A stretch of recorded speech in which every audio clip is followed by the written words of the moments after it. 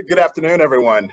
My name is Kelvin Coleman. I'm the Executive Director of the National Cybersecurity Alliance, and we're so thrilled to host this webinar today with our good friends at Generali, and certainly hearing from Malcolm, in a few minutes is going to be the highlight of this webinar, protecting customer data. I just want to quickly thank our signature sponsor, Trend Micro, and of course our affiliate sponsor, Generali Global Assistance, who we have such a great relationship with, and look forward to continuing that relationship in 2021. And certainly our friends, around the spectrum who are with us here today. We're really excited to have you. With that, I'm just going to give you a brief overview for those who may not be familiar with the National Cybersecurity Alliance. Our purpose, we have three general purposes, right?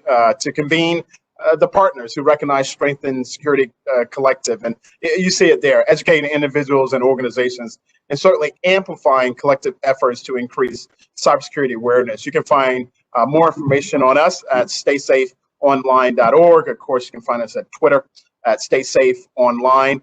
We'd be very excited to hear from you so that we can partner as we go into 2021. I don't think there's any mistake, and I'm quite sure Malcolm is going to enhance this message that customer data, security, and privacy is so very important today, as important as it has ever been.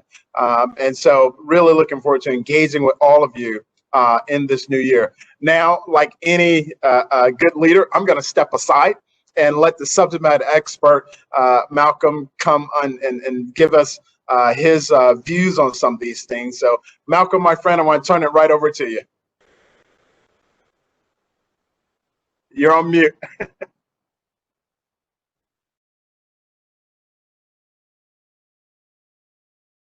Hello? Can you guys hear me? Loud and clear, Malcolm. Thanks a lot. Okay, great. Thank you very much. My name is Malcolm Webb. I'm a team lead on the Identity and Cyber Protection Services team at Generali. And so we're here to talk about protecting customer data. And it's very critical, as Kelvin was saying. We kind of, here in the US, we think of the right to privacy as being a fundamental right. And so it's worth asking the question, how can we ensure that customer data is kept private? Next slide, please. Well, in fact, it's actually becoming more difficult to keep data private. Our data privacy is actually disappearing. We used to be able to keep our info private. Now that's no longer the case. In the past, we had some degree of personal anonymity, but if you look at some of what's happening in the Capitol right now, with a lot of these people who attended the Capitol protest, they believed that they were anonymous. They were in a large crowd. There were a lot of people there, but what's happening is with facial recognition software, people's cell phone cameras, there's so much content and data and pictures of them out there that they're actually not as anonymous as they thought. And so they don't really have the privacy that they expected. If you look at things like our purchasing history, used to be that you would pay for things with cash, which is close to untraceable. When you would go in to talk to a merchant that you were buying from, the only person who would maybe know who you were would be the sales attendant that you spoke to. But now with electronic payments, you're paying electronically. Everything that you buy is trackable and traceable. Your purchase history is stored. And every time you make a purchase online, you actually have to provide a lot of your personal information to the merchant.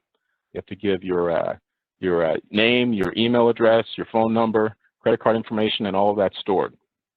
So it's very different from the way it used to be. If you look at things like your personal activities, your interests, the things that you do, the things that you like to do, the places that you go, all of that is now tracked by your cell phone. Your interests are tracked by via search engine logs, social networking logs, and so you don't really have the same level of privacy that you did in the past. If you look at even your home and your car, the privacy is evaporating there as well. If you look at things like Alexa and smart TVs, they're basically always on, listening in your home, observing what's going on, and even the car, which you would think would be pretty private, it's not as private as you would think. There's actually a story that I saw in December on the NBCnews.com website about a cold case. Someone had been murdered, and the case had been cold for 2 years. They had no DNA evidence, no suspects. They had no idea who could have been responsible for the crime. And one of the detectives actually read an article about forensic analysis of car data. So they actually went back to the victim's vehicle, which was a 2016 pickup truck, and they were able to retrieve from the car time-stamped audio messages, basically audio that had the voice of the murderer requesting a particular song using the hands-free system in the pickup truck.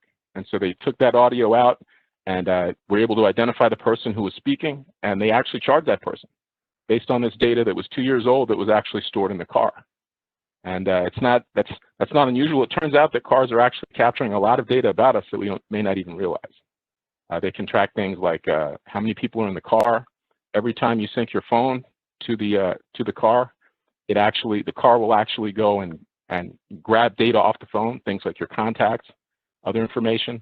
And it's not always clear. It's not even always made aware to people that that's what's happening. And it's kind of a gray area because there aren't any federal laws currently that regulate how that data is handled. And for example, if someone gets into your car, but it's not their car, but they have their phone may actually be providing some data to the car. There have been cases where they've looked at used cars that are at the dealership, they've already been sold, and you can actually still retrieve data from the people who previously owned those cars because they sync their phone to the car and they use Bluetooth to attach their phone to the car so they could play music and do other things. And so the key is that the amount of data that's out there is kind of exploding. There's so much data out there that was previously not available, and it's very difficult for the regulations and also for companies to stay abreast of how they should actually handle all that data. And so you may think that maybe the bathroom is still off limits.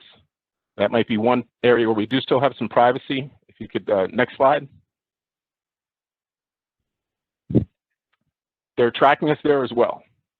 If you look at bathroom technology, they have smart bathroom mirrors now that run Android. They have a camera in there. The camera actually can recognize whoever comes in the bathroom and provide a customized experience for them. But that means that there's a camera there watching you when you're in the bathroom as well. So same thing with the smart toilet. They do have a toilet that has Alexa built in, and not sure why you need to have Alexa in your toilet, but it's there, it's out there, and it'll be available. Next slide, please. So why is data privacy being eliminated? Privacy is something that we generally value, but it is vanishing. And so the key is it's basically two major reasons. Advertisers and other information seekers are willing to pay for the data. Previously, it was very difficult to actually store a lot of this data. But the cost of storage is coming down. The tools to actually manage the data are getting much easier to use, much more accessible. And also, information sharing has kind of become much more widespread. Data aggregators are very prevalent now, and basically these are companies that go and they actually purchase different pieces of data. So they may purchase this element of data from one provider, another element of data from another provider, and what they'll do is they'll actually combine all these different pieces of data to create a very robust advertising profile that can be sold. And so even though we may not realize it, all of us have profiles with these different aggregators that have a lot of our personal data that is actually being stored and sold and resold. And so that's a big element as well. Now, although this kind of could seem a little sinister, it turns out that most consumers are very willing to trade data privacy for convenience. If you look at things like cell phones, I mean, people love cell phones. Social media, search engines, those are tremendous tools that actually improve the quality of our lives, even though we're giving up some privacy. And so it turns out that safety.com did a December 2020 survey of 1,000 US residents. Turns out that 2 out of 3 people don't care if their smart devices are recording, which surprised me, but it makes sense. I mean, those devices are flying off the shelves, and people are more than willing to make that trade, to trade data privacy for convenience. And a couple other examples, I mean, LinkedIn is the one that comes to mind first for me. I remember when people's Rolodex was something that was a treasured possession, and you'd actually take your Rolodex from job to job, and they called it taking your Rolodex to your next job. And so people actually valued their personal network, and they valued keeping it private so that they were the only ones that knew about their personal network. But with LinkedIn, your personal network is actually public. Everyone can see it, and everyone feels that it's worth the trade to give up the privacy of that network in exchange for the convenience of being plugged into LinkedIn. And the same thing is true of like a smart TV. I mean, I'm very privacy conscious. I had to break down and get a smart TV. I mean, it's just, yes, it's true. Now I know that all my viewing habits are being tracked. Everything that I click on the screen is being tracked. But it's worth it because I have tremendous selection now. I have virtually unlimited content, and so it's worth that trade to me. Next slide, please. So how does that relate to tracking information? If people are comfortable giving up their privacy, does that mean that you don't need to be concerned necessarily with keeping their information private? Well, although people are comfortable giving up a lot of information, and they will trade privacy for convenience, they are concerned still with certain types of personal information. And these are the types that the laws that are on the books really insist that you pay closer attention to. And the big key is with what's known as sensitive personal identifying information. It refers to information, as it says, sensitive personal information is defined as information that, if lost, compromised, or disclosed, could result in substantial harm, embarrassment, inconvenience, or unfairness to an individual. And so in general, sensitive PII is any information that could be used by criminals. And so the key is not all personal data is sensitive personal information. So for example, Walmart is an example of a company that is being very aggressive with data mining and data marketing. If I go to Walmart, I sometimes shop in the store, sometimes I shop online. But if I go to walmart.com, they actually have my entire purchase history. Everything that I bought in the store shows up in my purchase history. Even if I use different credit cards, even if I shopped at different Walmarts, everything that I bought is at Walmart. And so that is a little sinister, but it doesn't really harm me. I mean, when I go to Walmart, every time I go to the store, I always buy peanut butter cookies. They have these peanut butter cookies that I really like. And so it doesn't really harm me for anyone to know that I buy the peanut butter cookies. Now Walmart knows I like peanut butter cookies, so maybe they'll advertise some peanut butter cookies to me. They can sell that data to a peanut butter cookie company. Maybe they'll give me some coupons or something. Maybe a weight loss company will try and contact me because they can see that I'm eating too many peanut butter cookies. But no one's they can't scam me. There's not going to be any identity theft as a result of that data being out there. So that's not sensitive PII. Same thing with like a smart TV, my viewing habits. It doesn't matter. I mean, what I watch is not going to be used to commit identity theft. And that's a little different though, because with a smart TV, there's also billing information in there, stored somewhere. And so like when I go to buy or rent a movie, they use my billing information. So that would be PII. If someone had my billing information, they could use that. Next slide, please.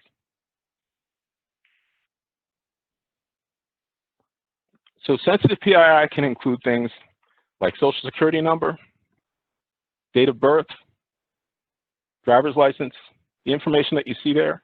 One that people may not think of as being sensitive PII is email. Email is actually very critical. And the thing about email is that your email address is widely distributed.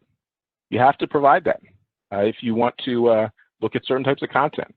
When you register for a lot of websites, they require an email. And of course, everyone wants it because they want to be able to market to you, send you emails. But that means that that very critical piece of your PII is actually out there and very widely available, very widely distributed. And so the key with these items is that they can be used to commit various types of identity theft. The most common form of identity theft is where someone actually uses your PII to pretend to be you. And when they're pretending to be you, they then steal your money. So that would be like a bank account takeover. If I have enough PII, I can probably call your bank and get into the account and move money around.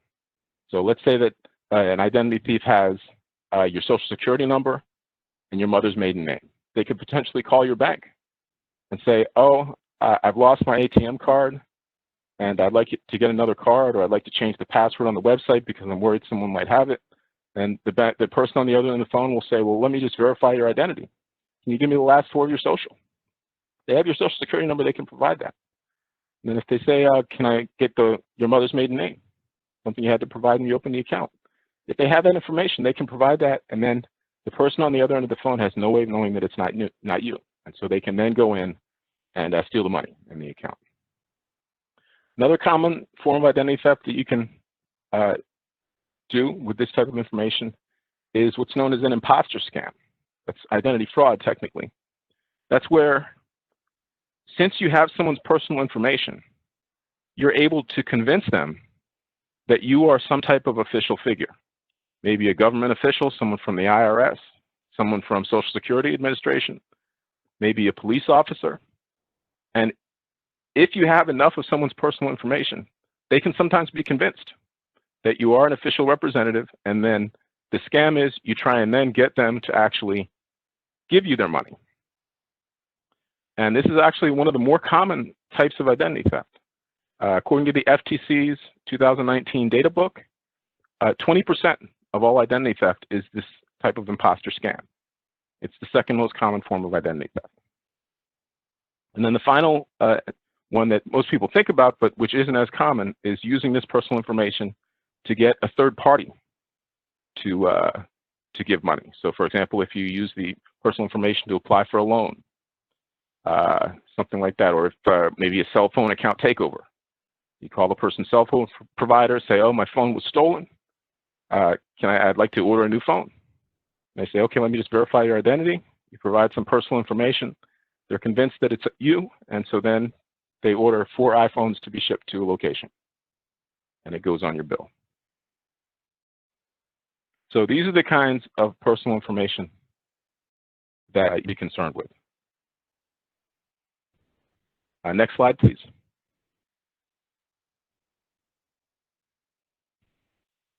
So as a business owner, the key here is you want to think about the information that you're collecting from customers. If you collect it, you must protect it. And data collection is not a bad thing. It's actually a business necessity in today's world. All your competitors are collecting data. If you collect data about your customers, you can provide better service, provide better products. And so it makes sense to actually capture data. But the key is, if you capture a customer's data, then you do need to actually take some extra precautions, and there are additional considerations.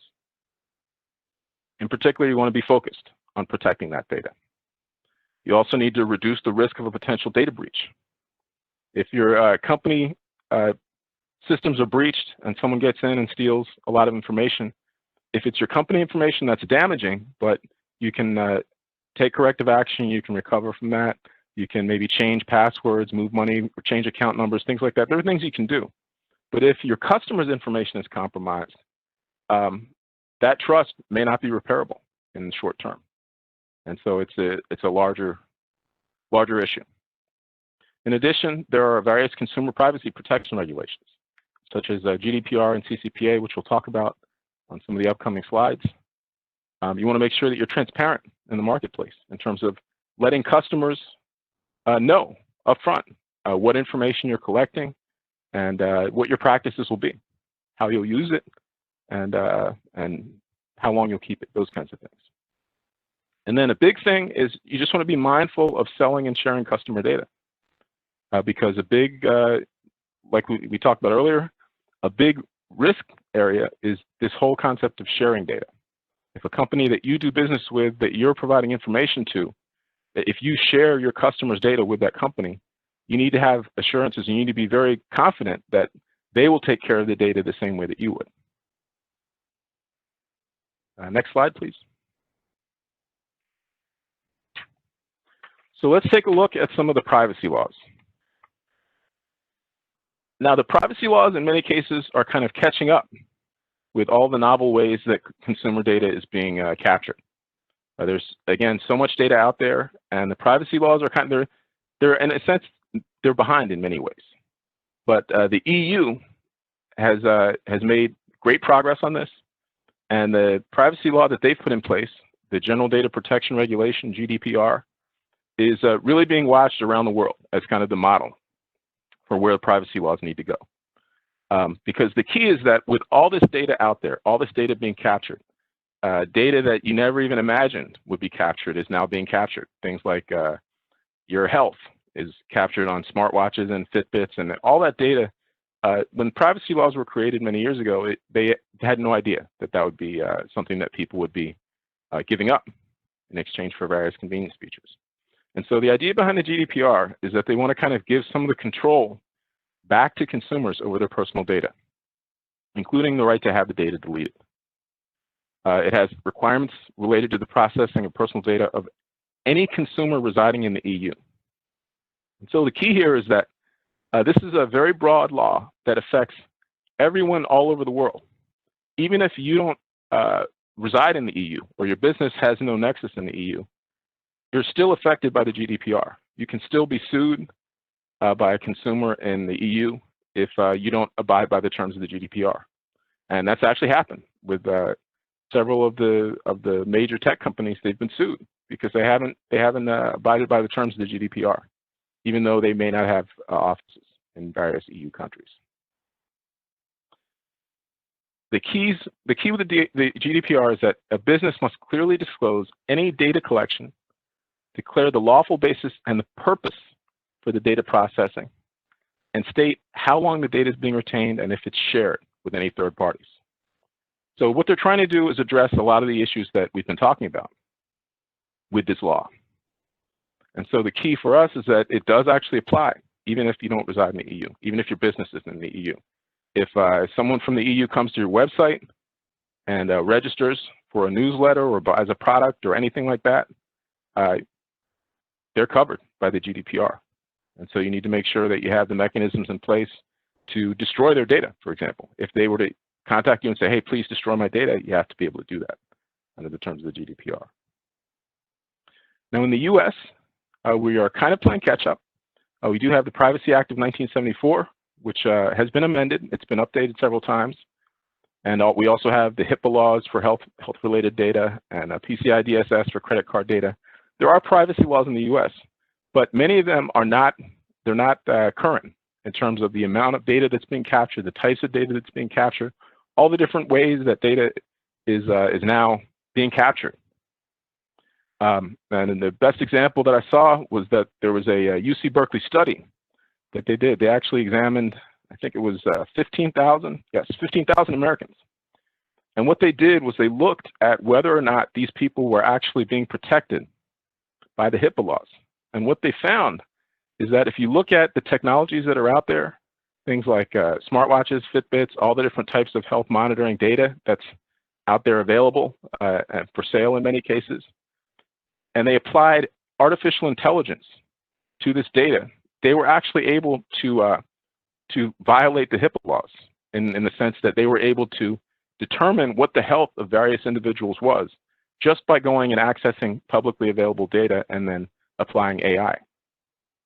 And so what that means is that, and what they actually concluded in this study, is that the HIPAA laws need to be updated because they're actually no longer effective at doing what they were originally intended to do, because there are so many different kinds of data that are out there. There's so much information that someone can go and access and then apply technology to actually kind of reverse engineer someone's health. And they said that even though they could do this, this is technically not a violation of HIPAA, because HIPAA only applies in certain situations and to certain types of data. And so, for example, tech companies are not bound by HIPAA if they're going and getting the data in certain fashions. And so those laws are basically in the process of being updated. And so the first step is what's known as the California Consumer Privacy Act. This is a California law that's being closely watched by other states, because it's kind of like the US's first stab at trying to address some of these privacy considerations. And so the idea here is that it's very similar to the GDPR, and they actually kind of model parts of it after GDPR. It's a state statute that's just intended to enhance consumer privacy rights. It ensures that companies who collect data are held responsible for any breach or misuse. And so what that means is that if a California consumer is a victim of a data breach, they have the right to sue the company that had their data breached. which is a big thing. And so the key again with this is that even if you're not located in California, if a California consumer comes to your website, becomes a customer, they're covered by the California Consumer Privacy Act. And if they're a victim of a data breach because of some information, it could be something as simple as, let's say they came to your website and you gathered their email address. You said, would you like to get a copy of our newsletter? Or you had them set up a password. And then your systems got breached. They have the right to sue you for exposing that information. So those are the key privacy laws to keep in mind as the regulatory environment evolves. Next slide, please. So how do you mitigate this risk as a business owner? And there are basically three fronts that you want to think about. There's the personal front, which we'll talk about. Then your business, and then customer data. You need to think about all three of these because there are different considerations, and we'll go through them one by one. So talking about personal data security first. The key here is that you are your business. If you personally become a victim of identity theft, the effect on your business could be catastrophic. Because with identity theft, that means that someone can impersonate you. So they could potentially impersonate you as the owner of your business. Not to mention any financial repercussions. If they commit identity theft and it affects your credit score, for example, would that affect the ability of your business to borrow or to survive? So thinking about mitigating your personal risk, one of the most important things is that you want to maintain a clear separation of business and personal accounts. This is really important. Many times I see that if I'm dealing with a business owner, their business address is ownersname@gmail.com. And that's the same as their personal address. So the key is if your personal address is the same as your business address, that means you're putting your business address out there as often as your personal address. So if you go to buy something at an e-commerce site and you use your personal address, if that's the same as your business address, you're putting your business address out there as much as your personal address. So it's at risk. It's more at risk. You don't really want to have your business address sitting in the database of all the e-commerce companies that you made personal purchases from. Because what if one of them gets breached? You want to keep it separate. Maintaining strong password security. Extremely important. The password is the most important thing that you have in terms of keeping a system secure. It's like the key, the master key that will get you into various systems. And so password security means basically, first, you want to use unique passwords for all your accounts. This is sometimes difficult and it can be onerous because we have a lot of passwords. But the thing about your password is that if all your passwords are the same, then if any one of those passwords is compromised, all of them are compromised. So like, let's say you have a password for your Amazon account. Amazon gets breached. Part of what's breached is your password. If that password in Amazon is the same as your password at other sites, all of those sites have been compromised. And in fact, when identity thieves go and buy information that's been compromised, like what happens when there's a data breach is that the information will typically get sold on the dark web. The person who goes into and breaks into a system and steals the information, they don't usually use that themselves. What they'll do is they'll turn around and sell it on the dark web. The identity thieves that are buying that information on the dark web, they're looking to buy, the most common thing that they want is a username and password combination or an email and password combination, since many usernames are emails now. And then they have automated tools that they use to actually try that same combination of email and password on many, many, many other sites. Banking sites, retirement account sites, brokerage sites. They're going to just try that everywhere and see if it works. And so if you're one of those people who has all your passwords the same, if any one of your passwords gets breached, all your passwords are at risk. All your accounts are at risk. So password security means having unique passwords. That's very important. Also, you want to have strong passwords. Strong password would be a password that is difficult to guess. You've probably noticed that most of the sites Where they have you set up a password, they're starting to have password requirements now, where they insist that you have certain types of combinations, uppercase, lowercase, special character. The reason they're doing that is to force you to have a strong password, because that adds to your security. If your password is not strong, then it can be guessed. People can look at your personal information and see what's your middle name, what's your mother's name, what's your wife's name, and they'll try that as your password. And in many cases, it would work if there weren't a strong password requirement. So you want to always make sure to have a strong password, even if it's not required. And then the last thing is you want to make sure to change your passwords regularly. That can be one of the most effective things to do, is just to change a password. Like if you find out that a system has been breached where you have an account, if you just change that password, then all of the information that's out there for criminals to buy about that particular account is useless because you changed the password. So changing your password regularly is important also. These other things are useful as well. You want to have multi-factor authentication if you can. Regularly review your financial account statements and your credit report. You just want to look at those, make sure that there isn't anything showing up that you don't know about. Using antivirus software and keeping it updated. Very important, because many of the attacks that I see are related to people whose phone or PC has been compromised. If you have a virus on there that can give bad actors and hackers, that can give them control of your PC, it's very dangerous, because there's a lot of confidential information on there. Things like your social security number. If you have your tax returns on your PC, that could be in there. You have other documents, loan documents, HR documents from me.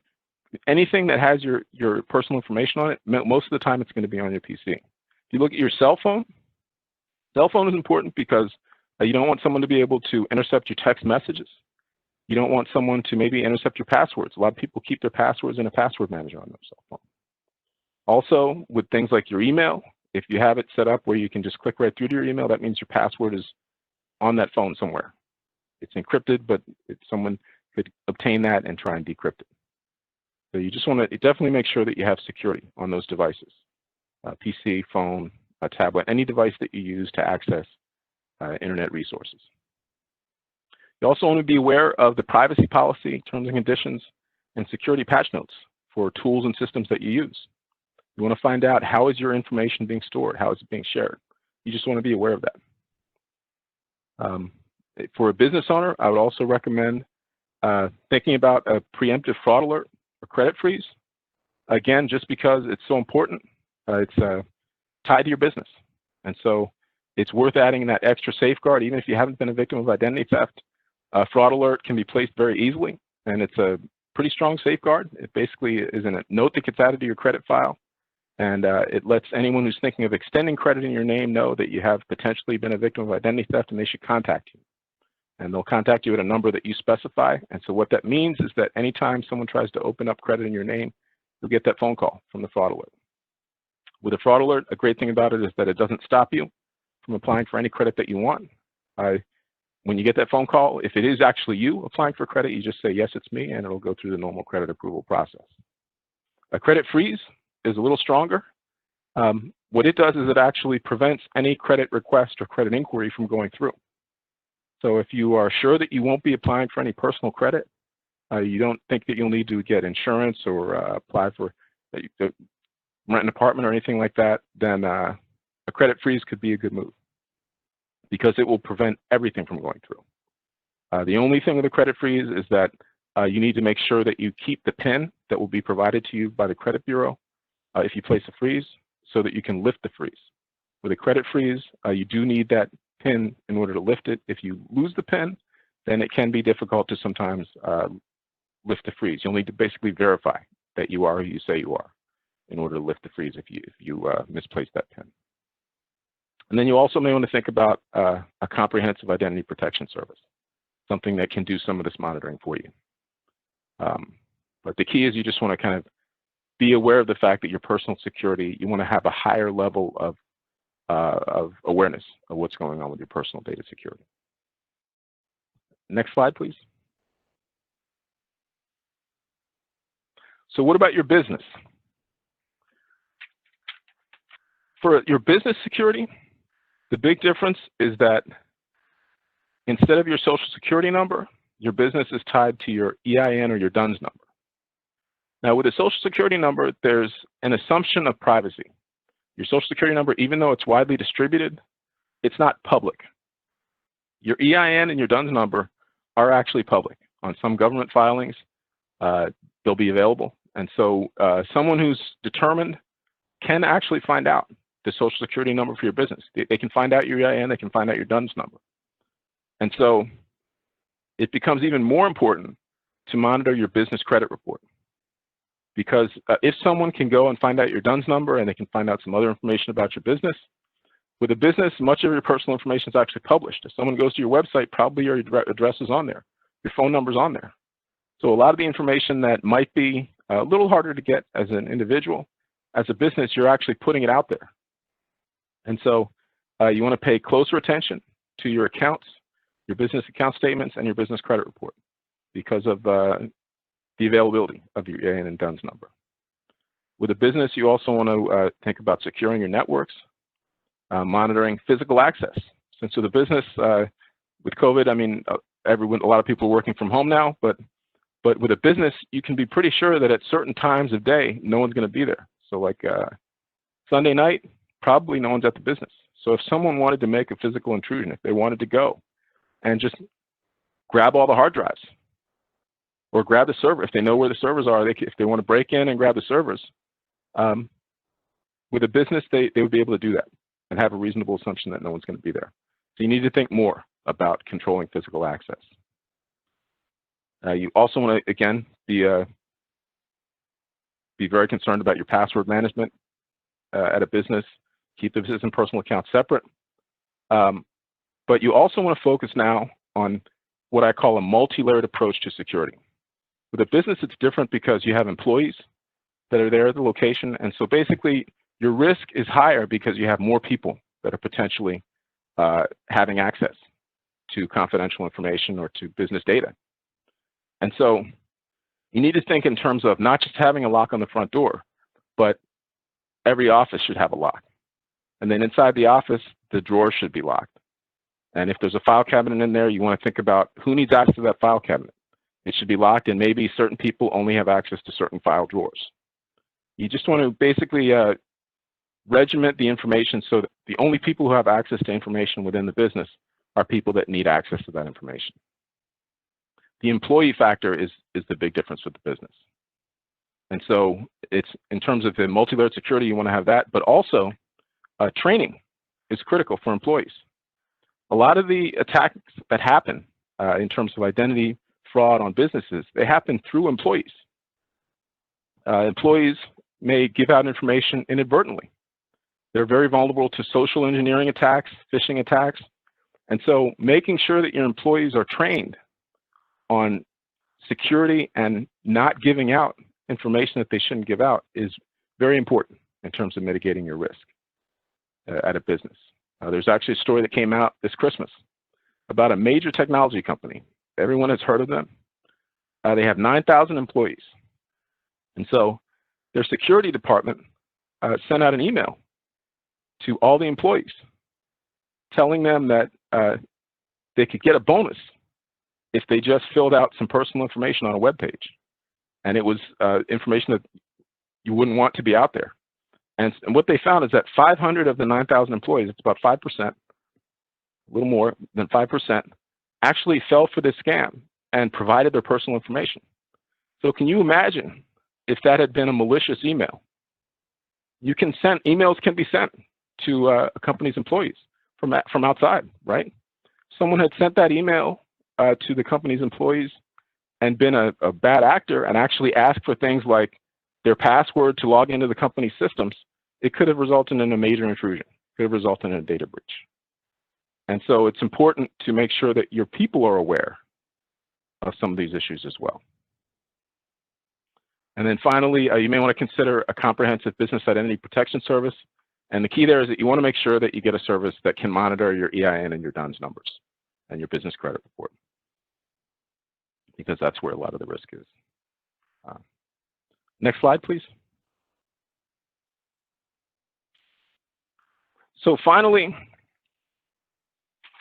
The first two elements are important because if you have a breach of your business, that could affect whether someone's able to access your customers' data. Same thing with your personal data. I mean, if you have your personal email, the same as your business email, and your personal email is hacked, your entire business could be vulnerable, including the customer data. But just looking at the customer data, the first thing is you want to understand your business obligations under the data privacy regulations.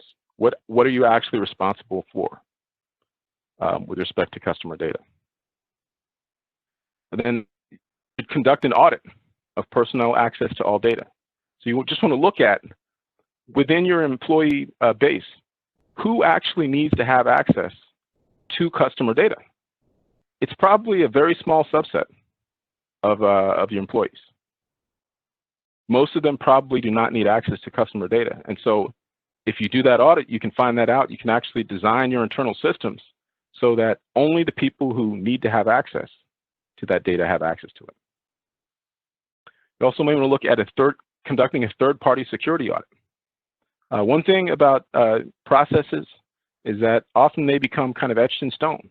If your business has been around for 10 years, you have existing processes, the people that are there know the processes, they're comfortable with them, but there may be some security flaws. And if you have a third party come and take a look and do a security audit of your entire system, your entire business, very often they'll find flaws in your existing processes that you couldn't be aware of just because you're so comfortable and then things are working the way they are. But you want to take a look just to make sure that that you're mitigating the risk with respect to customer data and these new requirements. Another big thing is collecting only the minimum and necessary customer data. It's so easy to collect data on customers. If you go and you develop an app, there's so much data that can be captured with a mobile app. You can capture location data, you can capture contacts, you can grab everything off that phone. And people will give it to you if it looks like it's going to benefit them from a convenience standpoint. But then if you grab all that data, you're responsible for actually securing that. And depending on how much data it is, it could be fairly onerous to have to secure all that data, and there may be risk with retaining some of the data that you don't even really need. So take a look at whether you need all the customer data that you're grabbing. When customer data is no longer needed, destroy it. There's no need to keep data around if maybe the customer has terminated their account or whatever the situation may be. A lot of the data breaches that you see, they happen in cases where it's old data that was maybe archived. And so because it was archived, it was maybe moved somewhere else because of space. And so the location that it was moved to is not as secure. And that relates to the next bullet. You want to have a plan to store and secure your collected data, and that should include backup security. You want to make sure that after you've taken a system backup, are your backups secure? Many of the data breaches that have happened, they're not actually hitting the main system. They're just going and they'll hit the backup system or the storage. Maybe there's a directory on an old server that's way out of the way and it has all the backups for the past 5 years. So we'll just grab the backups. The backups have the data also. And then finally, you want to make cybersecurity part of your company culture. Just try and make sure that people are always thinking about how it's not just a matter of storing the data, but securing it as well, especially when it comes to the customer data, because it's a business obligation now that you have to secure that. And that's it. Any questions or comments? Thank you very much.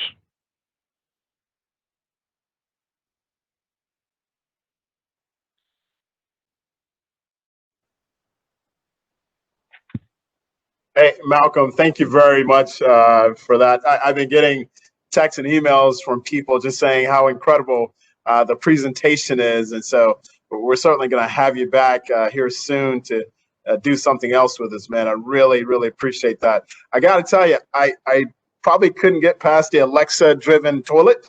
You know, that was like, it was like in the beginning of, I was like, wait, That Yeah, doesn't make sense, but you're right. We yeah, are that's in that very area, strange. and the fact that 2/3 of folks, you know, I don't know if you said it didn't matter or they really didn't care about privacy. That surprises me as well. Although I would imagine their definition of privacy would help them to probably reconsider that. Again, thank you very much. I forgot to No announce at problem. the beginning if folks had questions, and I apologize for that, to send it to our chat or the Q&A function. But we will take a moment. And Jennifer, if you don't mind, do you mind talking about Data Privacy Day for a moment here, in concert with what Malcolm was presenting? And maybe by that time, people will have a question or two that they can put into function. So Jennifer, over to you. Great. Thank you so much, Kelvin and Malcolm. Hi, everyone. My name is Jennifer Cook. I'm the Director of Marketing Communications at the National Cybersecurity Alliance. And I just wanted to briefly remind everyone that Data Privacy Day is coming up on January 28th. Data Privacy Day, for those who don't know, is an international effort every year that generates awareness about the importance of privacy and highlights easy ways to protect personal information, and also reminds organizations that privacy is good for business.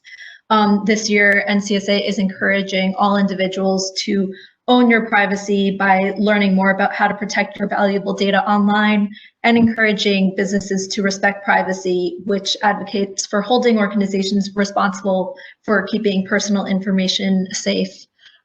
There are a lot of great ways to get involved in Data Privacy Day. A link to learn more is at the bottom of the slide on our website, StaySafeOnline.org. But if you're looking to get involved, we highly encourage you to become a Data Privacy Day champion, where you'll receive a toolkit of materials, social media posts and graphics, a template press release, and PowerPoint slides, as well as many other resources to help you in your Data Privacy Day campaign. And also, in honor of Data Privacy Day, we'll host our signature event with our partners at LinkedIn. This year, we'll be talking about data privacy in an era of global change, where privacy experts from industry, from government, from nonprofits will talk about privacy through the lens of kind of all the changes and current events we've seen in 2020. It's free to attend, but registration is required. The link is on the screen, and you can also go to our website to learn more. And with that, I'll turn it back over to Kelvin and Malcolm to answer any questions.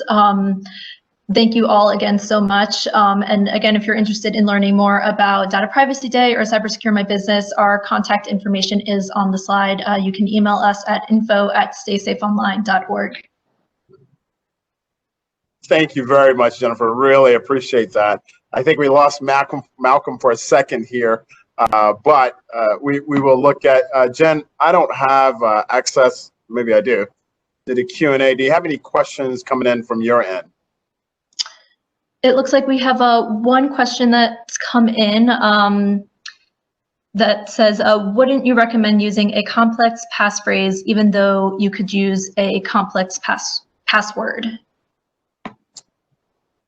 Yeah, you know what? I can take that for Malcolm. I think oh, there it is. Would you recommend using a complex passphrase even though I would? Yeah, and Malcolm, we have a question here about passphrase.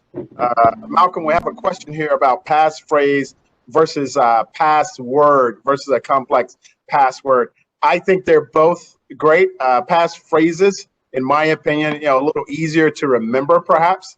But Malcolm, I'll turn that question over to you. Would you recommend using a complex passphrase even though you could use a complex password? I would definitely recommend password. The phrase is going to have words in it, have actual words. Yeah. And so that would be easier to guess. I would go with the password. Very nice. Okay, cool. And I think, yeah. Oh, go ahead, Malcolm. No, I was just going to say that it's a big issue in terms of passwords, because very often a strong password is hard to remember. And so there have been studies that have indicated that when the password is too strong and changed too frequently, that people will do things that actually reduce security, like write the password down and put it in their desk drawer, or put it on a post-it on their monitor, things which are bad for security. And so it's kind of, I mean, I think it's evolving in terms of how we'll actually secure things going forward. But yeah, I would definitely choose password over passphrase. Cool. Thank you, Malcolm. Appreciate that. And I think, hey, Philip, thank you for that question. You know, so, and I think that's it in terms of questions. Jen, correct me if I'm wrong. There were not any other questions that that have come in. Is that correct? Correct. Okay, great, great. Malcolm, again, thank you so very much. I want to thank Generali for, again, always being such great partners with us. You know, we look forward to, again, doing some great things in 2021. I forgot to mention our great folks at ITSP Magazine, always walking with us as partners to put these events on, and certainly Trend Micro, you know, a signature sponsor. Really excited to have them on this call as well. Malcolm, you actually doing your talk gave me so many great ideas. We have another, many of you may remember Daniel Elliott, who was director of Cybersecurity My Business. Well, now we have a new director. Daniel has gone on to a new opportunity. We wish him well. But we have a new director, Zamina Wasim, who's going to be taking over this program and taking it to another level, I know for sure. And so Zamina and I look forward to partnering with all of you as we go into the new year. Again, thank you very much. We're going to give you back 8 minutes here of your day. Malcolm, appreciate you. Look forward to working with you in the new year. All right. Thank you very much. It's been great. Thank you for putting this on. It was a great presentation. Thank you. Absolutely. All right. See you, everyone.